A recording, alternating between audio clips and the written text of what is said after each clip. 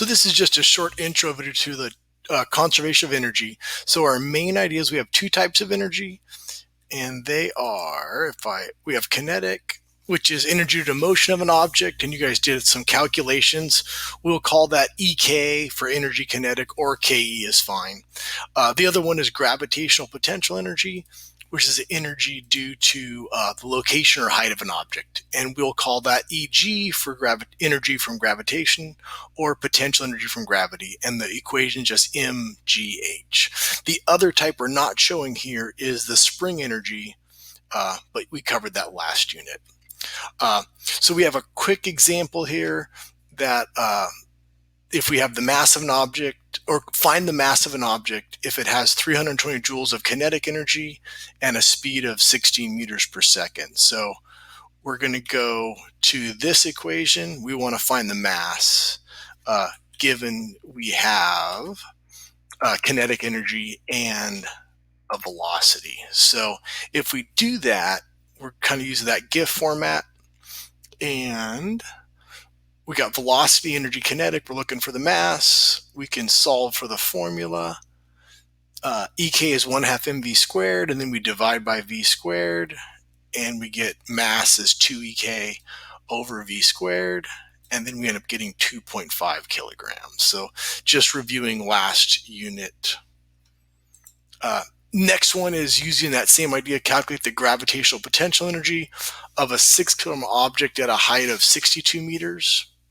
And so same idea, we got mass, we got height, energy from gravity is just mgh, and this one we're given mass, gravity on Earth is 10, you could use 9.8, and then the height is 62, so we get 3,720. So the topic for today is conservation of energy, and this is what the assignments are going to be on this week.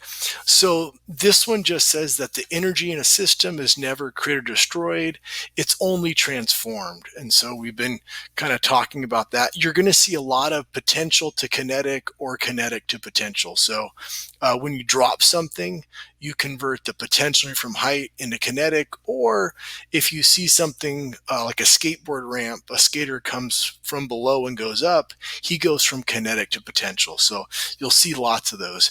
The big idea here is the amount of energy you start with is what you're going to end with. We can write that as a formula. Energy initial will equal energy final. Again, all conservation laws in physics, whatever is conserved has to stay the same. And we can write that in abbreviation EI equals EF. And so that's our big idea of the week. So again, we have three types of energy that we're going to deal with: potential from gravity, kinetic, and potential energy of a spring. We'll probably mostly focus on gravitational potential energy and kinetic, but you will see some springs, so be aware if those show up. For all of our surfaces, we're gonna make them frictionless and ignore air resistance. So we're not going to have energy losses due to thermal or energy transfers to thermal types of energy. So you won't have to worry about that. And so all that means is all the kinetic energy in a system will be converted to potential if it's rolling up or if it's falling back down. So that's kind of our quick example there. You can write this equation as EI equals EF. More useful though is to list the types of energy. So a lot of times we'll start with either kinetic and maybe end with potential, or we might start with two types of energy, or we also have spring energy we could add. So you may have three types of energy and you're ending with one type of energy. And again, you can use the KE, or you could also use the formula.